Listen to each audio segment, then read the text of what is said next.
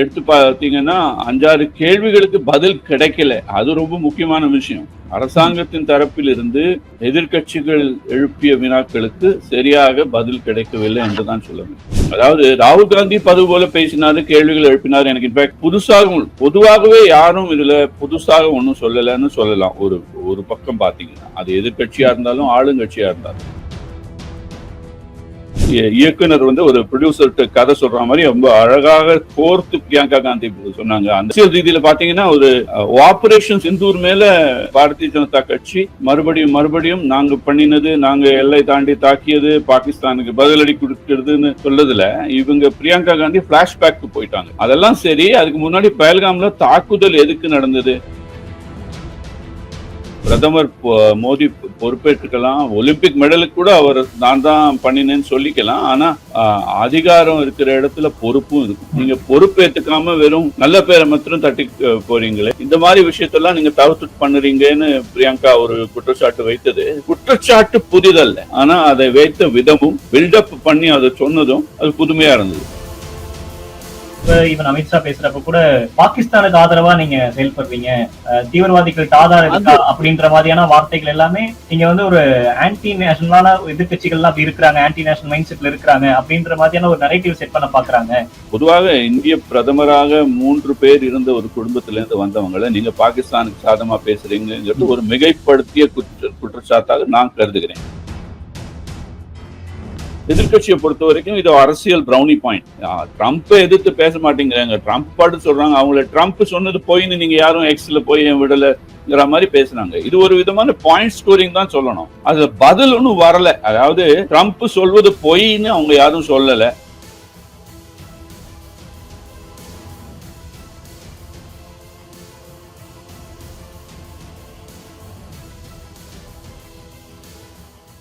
டிடிபேட் நேயர்களுக்கு வணக்கம். இன்றைய சிறப்பு நேர்காணலில் நம்மோடு இணைந்திருக்கிறார் மூத்த பத்திரிகையாளர் மாதவன் நாராயணன் அவர்கள். சார் வணக்கம். வணக்கம்.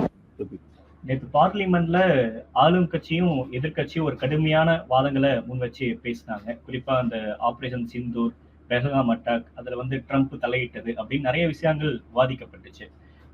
நேத்து அந்த விவாதம் அவசியம் அப்படின்னு நீங்க பாக்குறீங்களா? ஏன் இத்தனை நாட்கள் கடந்ததுக்கு அப்புறமும் கூட இதை எழுப்ப வேண்டிய தேவை இருக்குன்னு பாக்குறீங்களா?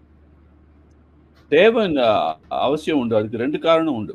அது தாக்குதல் நடந்தது, அதுக்கப்புறம் உள்ள பின்னணி கிட்டத்தட்ட ஒரு போர் நிலைக்கு போய் ஆபரேஷன் சிந்தூரை ஒரு மினி போர்னு சொல்லலாம். இப்போ கார்கில் யுத்தம் நடந்தது, போர் நடந்த போது அதையும் நாங்க போர்னு முதல்ல ஒத்துக்கல, அப்புறம் போர்னுங்கிறோம். ஏன்னா 1965 பாகிஸ்தானோட காஷ்மீரை வச்சு போட்ட போரும், பங்களாதேஷ் போர் 71, அதுக்கு முன்னாடி 1947 காஷ்மீர் பாகிஸ்தான் உருவான சமயத்துல பாகிஸ்தான் தரப்புல இருந்து காஷ்மீர் தாக்குதல் இருந்து அதைத்தான் போர் சொல்லியிருந்தோம். கார்கில போருன்னு கொஞ்சம் யோசிச்சுட்டு சொன்னோம். ஆனா சிந்தூரம் பாத்தீங்கன்னா கிட்டத்தட்ட எல்லையை தாண்டி ஒரு விமானப்படையை உபயோகிச்சு இந்த லெவலுக்கு போய் ஒரு 4 நாளுக்கு நடந்திருக்கு அப்படின்னா ஒரு போர் நிலை தான். அதை பாராளுமன்றம் விவாதிக்கத்தான் வேணும். அது ஒண்ணு. ஆனா ஜனநாயகம்ங்கிற முறையில என்ன கேட்டீங்கன்னா ஒரு நல்ல செய்தி என்னன்னா, ரொம்ப நாளுக்கு அப்புறம் இப்ப நீங்க பாத்தீங்கன்னா பார்லிமெண்ட்னா எப்பவுமே கூச்சல் கூப்பாடு, சும்மா பதில் சொல்லாம தவிக்கிறது, அப்படியே ஒரு அட்ஜர்ன்மெண்ட் பண்ணி அன்னித்த வேலையை முடிச்சுக்கிறதுன்னு இப்படியே இது ஒரு 2G ஸ்கேம் நாள்கள்ல இருந்து ஒரு கிட்டத்தட்ட 18 வருஷமா இப்படித்தான் நடத்திட்டு இருக்கு. அதை பாக்குறதே 2 நாள் முழுசா ஒரு விஷயத்தை எடுத்து அதை நல்லா அலசி பார்த்து ஒரு விவாதம் பண்றதுங்கிறதே என்ன கேட்டா அது ஒரு நல்ல விஷயம், ஜனநாயகத்துக்கு நல்ல விஷயம். பேச்சாளர்கள்லாம் ஆரோக்கியமான ஒரு விஷயமா பாக்குறீங்க? ஆரோக்கியமான விஷயம் தான். அதையே தான் நான் கவனிக்கிறேன். அதுக்காகவே இதை நான் வரவேற்கிறேன். ரொம்ப நாளுக்கு அப்புறம் நான் ஒரு நல்ல அனுபவப்பட்டவன் இந்த விஷயத்துல. பாராளுமன்றத்துல 1990கள அது கழிஞ்சு 2000லேருந்து 2005 வரைக்கும் நான் வாஜ்பாய் காலத்துல வரைக்கும் நான் பார்த்தது பாராளுமன்றத்துல ஒழுங்காக விஷயங்கள் எல்லாம் அலசுவாங்க, விவாதம் நடக்கும், பலவிதமான கேள்விகளும் பதில்களும் உண்டு. அந்த கலாச்சாரமே ஒரு மாதிரி நின்று போன ஒரு உணர்வோ பிம்பமோ ஏற்பட்டிருக்கு இந்த ஒரு 18 வருஷமா. இந்த 2G ஸ்கேம்ல ஆரம்பிச்சது சொல்லுவேன் நான். அப்பலேருந்து ஆரம்பிச்சு எப்பவும் கூப்பாடும், பாராளுமன்றமே எதுக்கு இருக்கு, இது என்ன குழாய் சண்டை கூட இதை விட பெட்டரா இருக்கும்னு சொல்ற ஸ்திதி வந்துருக்கு. அதை பார்க்கறது, நிலையை பார்க்கறது இது நல்லா தான் இருக்கு. இதுல குறிப்பா நேற்று எதிர்கட்சி தலைவர் ராகுல் காந்தி அவர்கள் பேசின பேச்சாகட்டும், அதற்கு பாஜக தரப்புல இருந்து கொடுத்த பதிலடி அப்படின்றதும் ஒரு பேசு பொருளாக மாறி இருக்கு. இவங்க 2 பேத்தோட ஸ்பீச் எப்படி சார் பாக்குறீங்க? ராகுல் அண்ட் பிரியங்கா காந்தியோட ஸ்பீச். பிரியங்கா காந்தியை குறிப்பாக இன்ஃபேக்ட் இன்னைக்கு நான் ஒரு கட்டுரையே எழுதியிருக்கேன் பிரியங்கா காந்தியின் பேச்சை பத்தி. அது இன்னைக்கு இப்போ வெளியாகும். அதாவது ராகுல் காந்தி பது போல பேசினாரு, கேள்விகள் எழுப்பினார். எனக்கு இன்ஃபேக்ட் நீங்க சொன்ன பிறகு தான் ஞாபகம் வந்து அதை கொஞ்சம் இன்னும் உங்களை அலசி பார்க்கணும்னா அதுல வந்து பொதுவாகவே யாரும் இதுல புதுசாக ஒன்றும் சொல்லலைன்னு சொல்லலாம். ஒரு பக்கம் பார்த்தீங்கன்னா அது எதிர்கட்சியா இருந்தாலும் ஆளுங்கட்சியா இருந்தாலும். குறிப்பாக சொல்ல வேண்டிய ஒரே விஷயம், தாக்குதல்ல எந்த தீவிரவாதிகளை பஹல்காம் தாக்குதல் ஏப்ரல் 22 நடத்தினாங்களோ அவங்கள பிடிச்சு கொண்டுட்டோங்கிற ஒரு செய்தியும் அறிக்கை மாறிவிட்டு அது பாராளுமன்றத்தில் இந்த விவாதம் நடந்துக்கிட்டவே இருக்கிறது. ஒரு விதமான அது ஒரு சுட ஒரு தகவல். அது வந்து சில சினிக்கலா அது நம்பிக்கை இல்லாதவங்கள்லாம் இது என்ன கரெக்டா பாராளுமன்றத்தில் இது நடக்கும்போதே இப்படி நடக்கிறதுன்னு ஒரு மாதிரி கேள்விக்குறியா அதை எடுத்துக்கிறாங்க. அதுவும் அரசியல்ல அது ஒரு சேர்ந்தது தான். ஆனா அதை தவிர்த்து நீங்க பார்த்தீங்கன்னா வாதங்களும் அதற்கு பதில்களும் எதிர்மறையான கருத்துக்களும் எதிர்வினைகளும் எல்லாம் வந்து ஒரு 2 நாள்ல 2 கட்சிகள்ல இருந்தும் திமுக எம்பி கனிமொழி பேசினாங்க, அகிலேஷ் யாதவ் பாதி கட்சியிலேருந்து பேசினாரு. அவங்க எல்லாருமே கொஞ்சம் நல்லா பேசினாங்கன்னு தான் சொல்லணும். அதனால பதிலடி இந்த விஷயம் இன்ஃபேக்ட் இந்த வாட்டி நீங்க கவனிச்சிங்கன்னா ராகுல் காந்தியை விட பிரியங்கா காந்தி மேல கவனம் போச்சு, மற்ற எதிர்கட்சி தலைவர்கள் மேலேயும் போச்சு. ஓஐசி ஃபார் எக்ஸாம்பிள் ஹைதராபாத்லேருந்து வந்தவங்க அவங்க சொன்னாங்க ரத்தமும் வர்த்தகமும் சேர்ந்து பண்ண முடியாது, blood and water cannot hold together. நீங்க சொன்னது நம்ம தமிழ்ல பொய்யாமொழி புலவர் சொல்லுவார், குழியை பாடிய வாயால் கொஞ்சையே பாட மாட்டேன்னு சொன்ன நீங்கள் முட்டையே பாடிவிட்டேன்னு ஒரு இலக்கியத்துல ஒரு கதை உண்டு. அந்த மாதிரி இது வந்து நீங்க கிரிக்கெட் விளையாடுறீங்க, ஒரு பக்கம் வர்த்தகம் பண்ண மாட்டேங்கிறீங்க, வணிகம் பண்ண மாட்டேங்கிறீங்க, இன்னொரு பக்கம் ஏசியா கப்ல போய் பாகிஸ்தானோட கிரிக்கெட் பண்றீங்களே, அது எதுக்குன்னு ஓவைசி கேட்டார். அது ஒரு விதமான அது என்னவோ சொல்லுவாங்களே, இது நிறுத்து பார்த்தா இது அரசியல் தான், ஆனா அதுல ஒரு லாஜிக் இருக்கு, அதுல ஒரு கேள்வியில ஒரு அர்த்தம் இருக்கு. அதே மாதிரி கனிமொழியும் பேசினாங்க. பொதுவாக எடுத்து பார்த்தீங்கன்னா 5-6 கேள்விகளுக்கு பதில் கிடைக்கல. அது ரொம்ப முக்கியமான விஷயம். அரசாங்கத்தின் தரப்பில் இருந்து எதிர்கட்சிகள் எழுப்பிய வினாக்களுக்கு சரியாக பதில் கிடைக்கவில்லை என்றுதான் சொல்ல முடியும். ஆனால் பேசும் விதமும் பேச அனுமதிக்கப்பட்ட அவகாசமே ஒரு மாதிரி ஒரு இது அச்சீவ்மெண்ட் மாதிரி இருக்குது. ஆனா பிரியங்கா காந்தி குறிப்பாக அவங்க வந்து ஹிந்தி தெரிஞ்சவங்களுக்கு அது வந்து ரொம்பவே அது நல்ல, குறிப்பாக பிரியங்கா காந்தி ஹிந்தியில பேசுறது ஒரு முக்கியமான விஷயம். ஏன்னா பாரதிய ஜனதா கட்சியிலேருந்து இவங்க எல்லாரும் மேற்கத்திய கலாச்சாரத்தை சேர்ந்தவங்க மாதிரியும் இந்தியாவில் இவங்களுக்கு ஒரு கனெக்ஷன் இல்லாத மாதிரியும் ஒரு நையாண்டி பண்றாங்க, எப்போ நக்கல் பண்ணிட்டே இருக்காங்க. அதை ஒரு கவனிச்சிங்கன்னா பிரியங்கா காந்தி ஒரு நல்ல தெளிவான ஹிந்தியில நல்ல நக்கல் வேற, வாதம் வேற, புள்ளி விவரங்கள் வேற, இது எல்லாத்தையும் எடுத்து அலசி பார்த்து சொன்னாங்க. அது வந்து அதுவே ஒரு கட்டுரை இருந்தா நல்லா இருக்கும்னு யாரோ சொன்னாங்கன்னு நான் இன்னைக்கு அதை எழுதியிருக்கேன். அது 25 நிமிஷம் தான்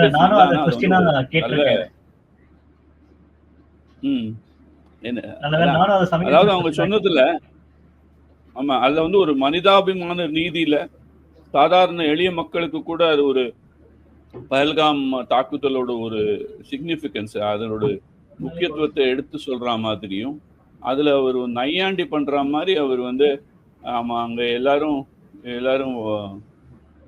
பைசரன் பள்ளத்தாக்குல அவங்க ஏதோ சினிமா சொல்லுவாங்க இல்லையா, ஸ்டோரி டிஸ்கஷன் இயக்குநர்களும் ப்ரொடியூசரும் பேசிப்பாங்கன்னு நம்ம கோடம்பாக்கத்தை பேச்சுண்டு. அந்த மாதிரி அவங்க இயக்குனர் வந்து ஒரு ப்ரொடியூசர்கிட்ட கதை சொல்ற மாதிரி ரொம்ப அழகாக கோர்த்து பிரியங்கா காந்தி சொன்னாங்க. அந்த இடத்த வந்து அவர் அரசியல் ரீதியில பாத்தீங்கன்னா ஒரு ஆபரேஷன் சிந்தூர் மேல பாரதிய ஜனதா கட்சி மறுபடியும் நாங்க பண்ணினது, நாங்க எல்லை தாண்டி தாக்கியது, பாகிஸ்தானுக்கு பதிலடி கொடுக்கிறதுன்னு சொல்லதுல இவங்க பிரியங்கா காந்தி பிளாஷ்பேக்கு போயிட்டாங்க. பிளாஷ்பேக்ல அதெல்லாம் சரி, அதுக்கு முன்னாடி பஹல்காம்ல தாக்குதல் எதுக்கு நடந்தது, எல்லா குடும்பங்களும் அங்க டூரிஸ்டுகள் எல்லாரும் அந்த சுற்றுலாக்கு போயிருக்கிறதே அந்த இடத்துல ஒரு ராணுவ வீரரோ அல்லது ஒரு போலீஸ்காரரோ தென்படாத இடத்துல காஷ்மீர்ல இவ்வளவு முக்கியமான ஒரு இடத்துல பாதுகாப்புங்கிற கண்ணோட்டத்தில் பார்த்தீங்கன்னா ஆர்டிகல் 370 நீக்கியதுல இருந்து காஷ்மீர் வந்து நாங்க தான் மாற்றி விட்டோம்னு நீங்க சொல்றீங்க. அந்த ஒரு பின்னணியில அந்த பின்முறல்ல இவங்க இந்திய குடும்பங்கள் அதுல ஒரு சுற்றுலாக்கு போயிருக்கிற வேளையில ஒரு ராணுவ வீரரோ அல்லது போலீஸ்காரரோ இல்லாதது ஏன்ங்கிற மாதிரி அதை வந்து ஒரு திசை திருப்பி விட்டார். அதாவது நடந்தது பின்னாடி எல்லாம் இருக்கட்டும், முதல்ல நடந்ததுக்கு நீங்க யாரு பொறுப்பு ஏத்துக்கிறீங்க? இன்ஃபேக்ட் நையாண்டியா சொன்னாங்க, நீங்க பிரதமர் மோடி பொறுப்பேற்றுக்கலாம், ஒலிம்பிக் மெடலுக்கு கூட அவர் நான் தான் பண்ணினேன்னு சொல்லிக்கலாம். ஆனா அதிகாரம் இருக்கிற இடத்துல பொறுப்பும் இருக்கும். நீங்க பொறுப்பேற்றுக்காம வெறும் நல்ல பேரை மாத்திரம் தட்டி போறீங்களே, ராணுவத்து பண்ணதுல தன் பேரை போட்டுக்கிறீங்க. ஆனா அதே மாதிரி அந்த இன்டெலிஜென்ஸ் ஃபெயிலியர்னு சொல்றாங்க இல்லையா, அதுக்கு முன்னாடி ஒன்றும் தெரியாத ஏன் இப்படி நடந்தது, எப்படி நுழைஞ்சாங்க, ஒரு உளவு துறை என்ன மாதிரி வேலை பண்ணிருக்கு அல்லது பண்ணலை, இந்த மாதிரி விஷயத்தெல்லாம் நீங்க தவிர்த்துட்டு பண்ணுறீங்கன்னு பிரியங்கா ஒரு குற்றச்சாட்டு வைத்தது. குற்றச்சாட்டு புதிதல்ல, ஆனா அதை வைத்த விதமும் அதை அவர் வந்து பில்டப் பண்ணி அதை சொன்னதும் அது புதுமையா இருந்தது. ராகுல் காந்தியை பொறுத்த வரைக்கும் நான் ஒரு தீவிரமா கேட்கல, அதை மன்னிக்கணும். ஆனா அவர் சொன்னதுல புதுசா அவர் சொன்ன விதமும் சரி, அவர் சொன்னதும் புதுசு இல்லைன்னு தான் சொல்லணும். ஆனா இருந்தாலும் ஆளுங்கட்சி தரப்புல இருந்து பேசுறப்ப, இவன் அமித்ஷா பேசுறப்ப கூட பாகிஸ்தானுக்கு ஆதரவா நீங்க செயல்படுறீங்க, தீவிரவாதிகளுக்கு ஆதாரம் இருக்கா அப்படின்ற மாதிரியான வார்த்தைகள் எல்லாமே நீங்க வந்து ஒரு ஆன்டி நேஷனலான எதிர்கட்சிகள்லாம் அப்படி இருக்கிறாங்க, ஆன்டி நேஷனல் மைண்ட் செட்ல இருக்கிறாங்க அப்படின்ற மாதிரியான ஒரு நரேட்டிவ் செட் பண்ண பாக்குறாங்க அப்படின்ற மாதிரியான விமர்சனமும் இருக்கு. அந்த விமர்சனமா அது ஒரு குற்றச்சாட்டா அல்லது பிம்பத்தை ஏற்படுத்தும் ஒரு முயற்சியாங்கிறதான் கேள்வி. இப்ப என்னங்கன்னா, இப்போ பொதுவாக இந்திய பிரதமராக 3 பேர் இருந்த ஒரு குடும்பத்துல இருந்து வந்தவங்களை நீங்க பாகிஸ்தானுக்கு சாதமா பேசுறீங்கிறது ஒரு மிகைப்படுத்திய குற்றச்சாட்டாக நான் கருதுகிறேன். அதை வந்து அவங்க அது ஒரு முயற்சியாக பண்றாங்கன்னு தான் சொல்லணுமே ஒழிய அது வந்து அது உண்மை இருக்கா? யாரும் அவங்க சொன்னாங்க, இவ்வளோ பாராளுமன்றத்திலே ஒருத்தர் சொன்னதா தான் ஞாபகம். அதாவது இது ஒரு பொறுப்பில்லாத விஷயம், இந்த மாதிரி விஷயத்தெல்லாம் பொறுப்பில்லாத குற்றச்சாட்டெல்லாம் பண்ணக்கூடாது. இதுக்கு என்ன ஆதாரம்?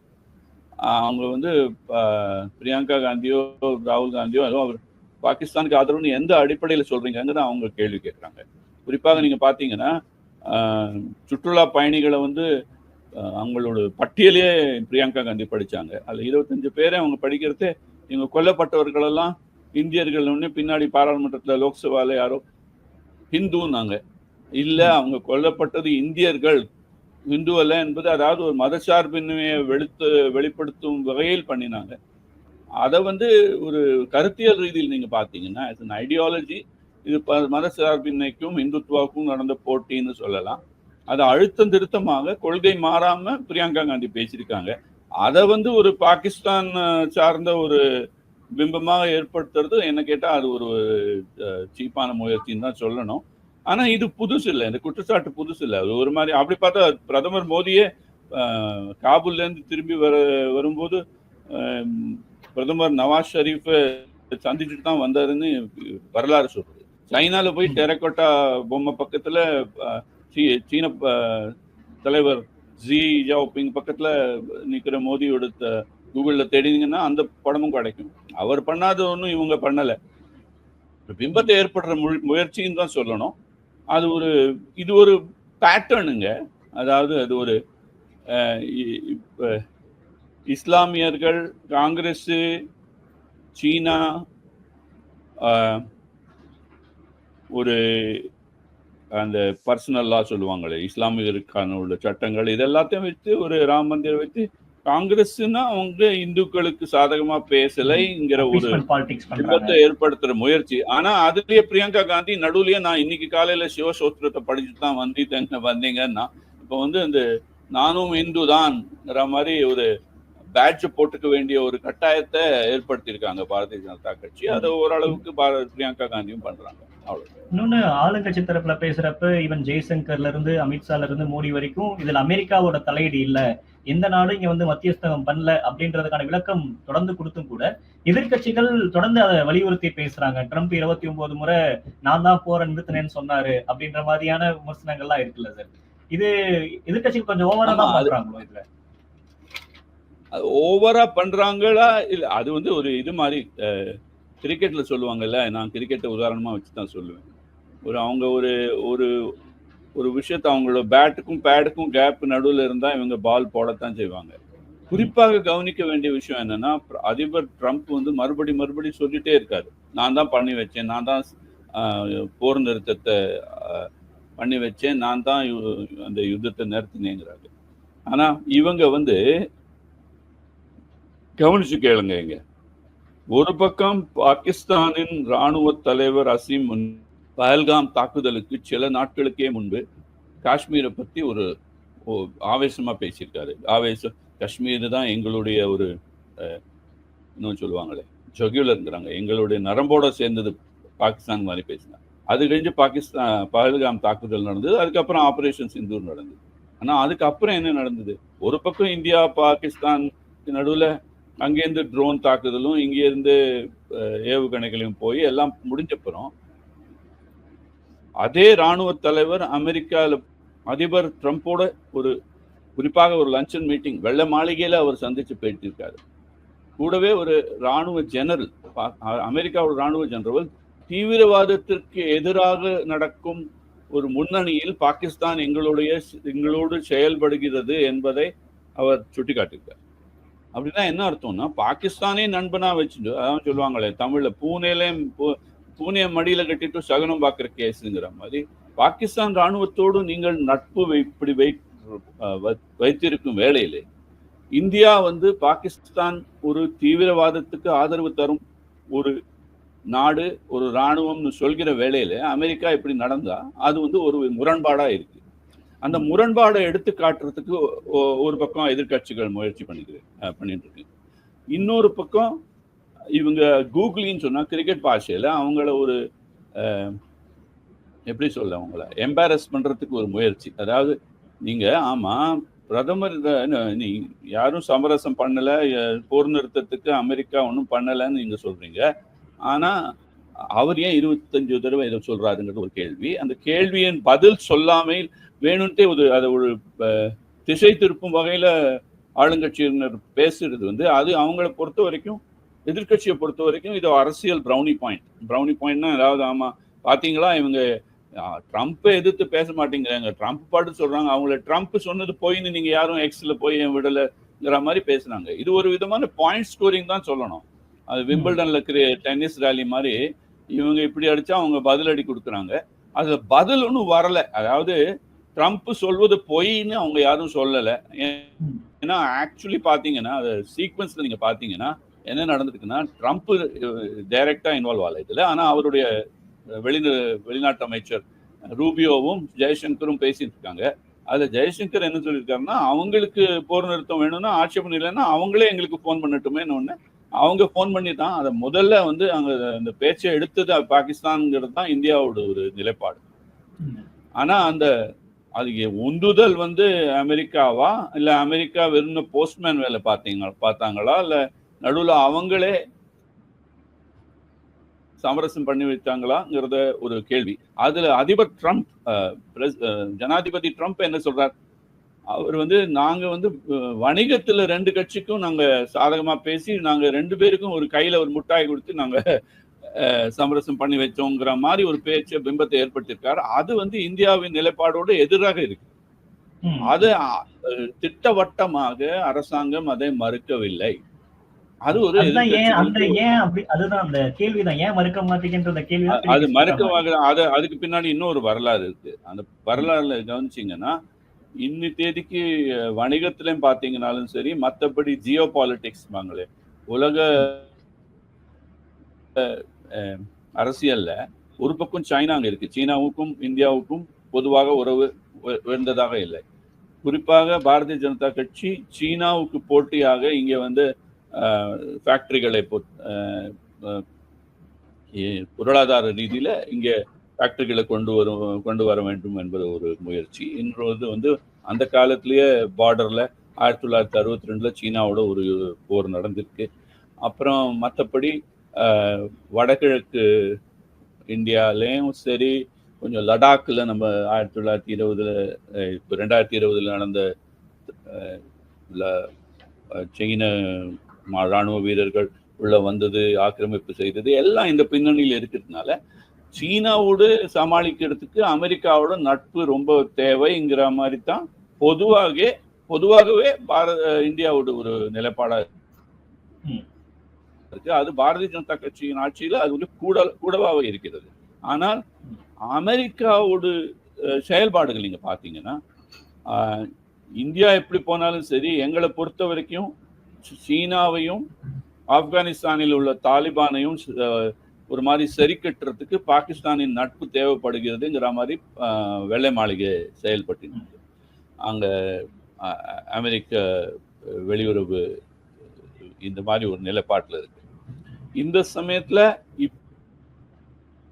இப்படி சொன்னாலும் நம்மளுக்கு ஒரு பிரச்சனையாகுது, அப்படி சொன்னாலும் பிரச்சனையாகிறது. ஒரு இக்கட்டான சூழ்நிலையில அடக்கி வாசிக்கிற ஒரு பொசிஷன்ல நம்ம வெளிநாட்டு அமைச்சரகம் இருக்குது. அதை வந்து கொஞ்சம் நையாண்டி பண்ற மாதிரியும் நக்கல் பண்ற மாதிரியும் இங்க திருப்பி அதை சொல்றாங்க. ஜனாதிபதி ட்ரம்ப்பையும் கவனிக்கணும். அவர் எதுக்கு எடுத்தாலும் நான் தான் கிழிச்சேன்னு சொல்றாரு.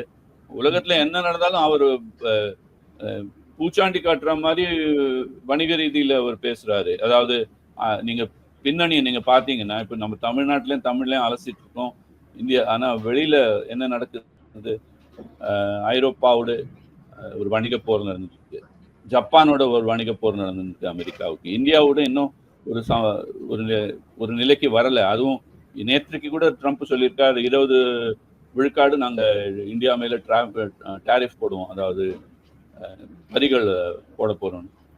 இந்த பின்னணியில அவர் வந்து தனக்கே பேரு தேடிக்கிறது, திருப்பி இந்தியாவையும் பாகிஸ்தானையும் நாங்க சரி கட்டினது நாங்க தான் அவர் பேசுறது. அதுவும் கொஞ்சம் ஓவரா இருக்கு.